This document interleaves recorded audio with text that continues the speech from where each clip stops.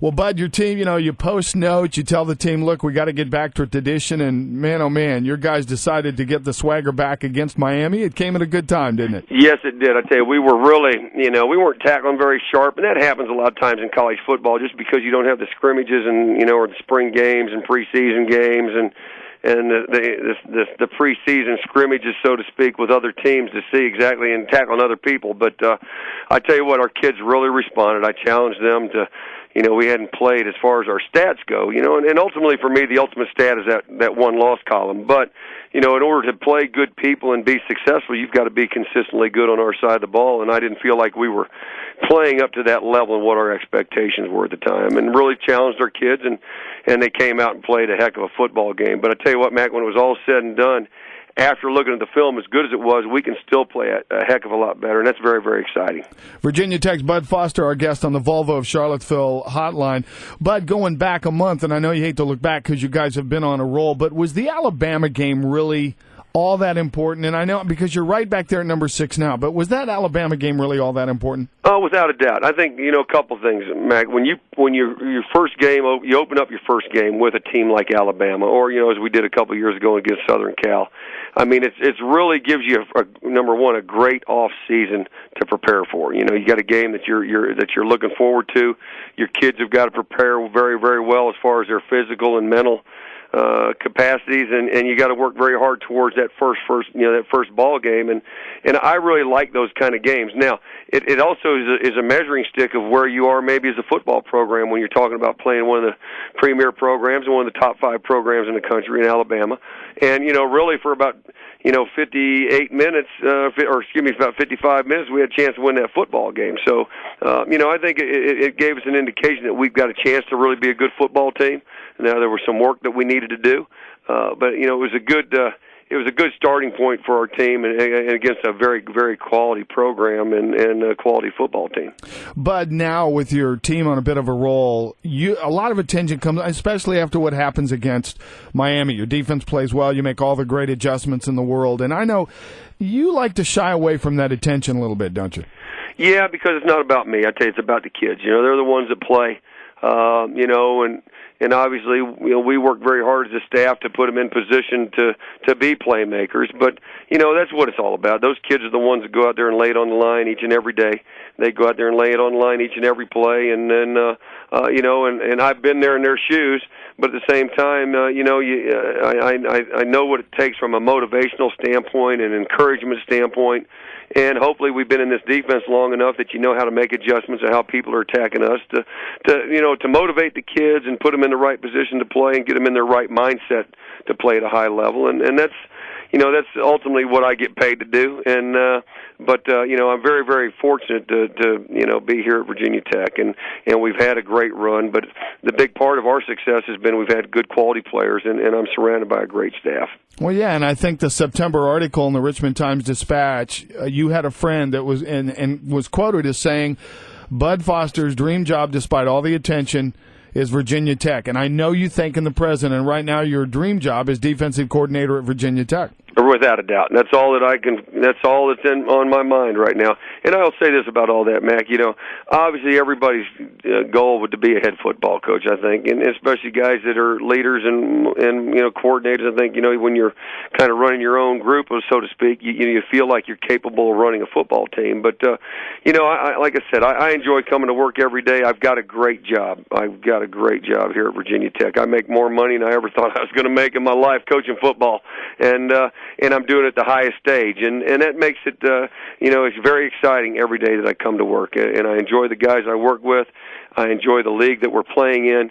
I enjoy the competition, and that's really what motivates me and trying to perform at the highest level. And whether I'm an assistant coach or a head football coach, I think that will always drive me. But I've got a great job. I've been fortunate here that I've raised a family here.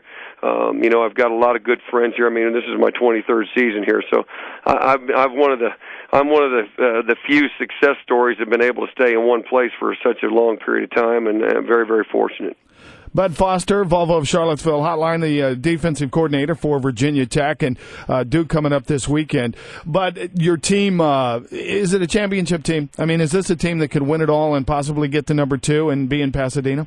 I don't know about all that. We're going to take it one game at a time right now, Mac. I think obviously, we played really three outstanding football teams out of four, and Marshall's 3-1, I think, since we played them, and they had some talent. So I'm not going to rule out them, but that was our first home game, so there was a lot of excitement here. But three of our first four, have been against three of the premier programs in college football. Now you're going to Duke, and not to take that away from Duke, because David Cutcliffe's done a great job. My point is this: that now you're going to a stadium that's going to seat maybe 30,000 people. We had 45 at our spring game.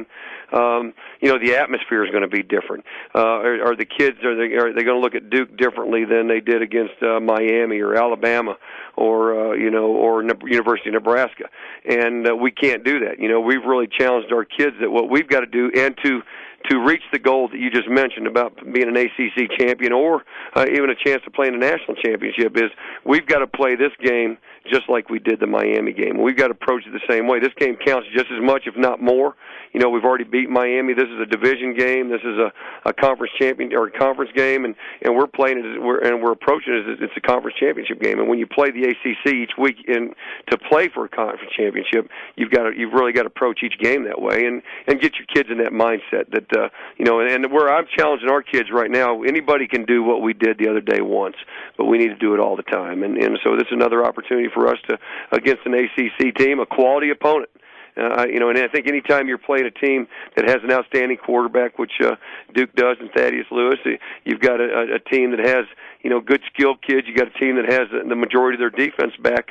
They can be a very, very scary opponent and a good quality opponent. And we're going to have to go play our best football. So to answer your question, we have a chance, but we've got to take it one game at a time. Bud, with all the talk though, and all the talk shows and the writers and the message boards now, are you shielded from that? I know it's 100 hours a week with football, but are you shielded from that? Do you hear all the talk? Do things cross your desk that say, "Oh, Bud's being mentioned for this now. He's being mentioned for this. His name's in the mix again"? Do you hear any of that? No, to be honest with you, I really try to stay away from the media as much as possible, other than what Dave Smith brings across my desk as much as anything. But who's our longtime SID and does a great job here. But I'm really, I'm trying to stay focused and intent on what our task is at hand. And and those things will come. If they come, they come. If not, I'm not getting caught up in all the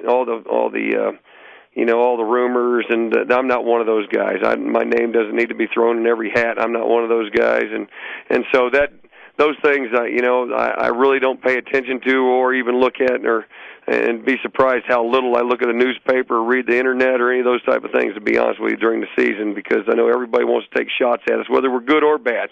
But that's the nature of the business. But when I was younger, I would look at those things. Now, maybe I'm more mature. I don't know, but those things, I really kind of look past those and really focus on our kids and our task at hand. Coach Beamer's got to be a great guy to confide in, though, Bud, huh?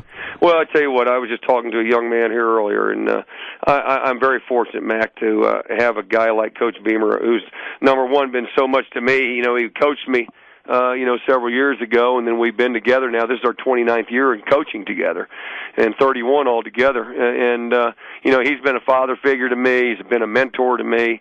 He's a confidant to me. He's a lot of things to me. And I would just say, people are, I don't know how much they realize, you're talking about one of the great all-time head coaches in college football, I think, in the history of the game, and what he's done for this program, and I'm just I hope, number one, that the fans really do understand and appreciate what he's all about and what he's meant to this university and the community, and I'm very fortunate to, and lucky to be associated with him when it's all said and done. Bud, thanks for the time. Good luck against Duke. We'll catch up with you in a month or so, and I know your golf handicap probably improved a little bit this summer, didn't it? Well, I tell you what, Mac, to be honest with you, not. I moved to Claytor Lake full time, which is a little commute for me. But I tell you what, I've gotten into water sports, so my golf handicap, I'd hate it's probably through the roof. But I'll look for the opportunity you and I can play again together. All right, Bud. Thank you much, and we'll talk soon. Okay, thanks, Mac.